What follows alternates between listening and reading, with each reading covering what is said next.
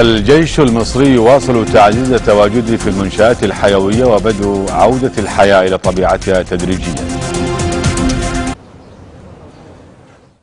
وكانت شوارع القاهرة قد امتلأت صباح اليوم بالمتاجر المنهوبة والسيارات المحروقة، وذلك بعد 5 أيام من الاحتجاجات التي قتل فيها أكثر من 100 شخص كما ذكرت مصادر أمنية وطبية.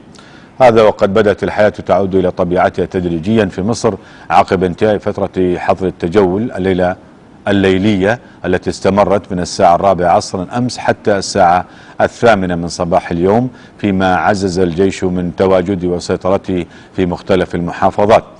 وذكرت وكالة أنباء الشرق الأوسط أن حركة وسائل النقل في القاهرة بدت عادية سواء على الطرق أو الكباري، فيما شوهدت طائرة عسكرية في سماء القاهرة للاطمئنان على سير الأمور بشكل طبيعي.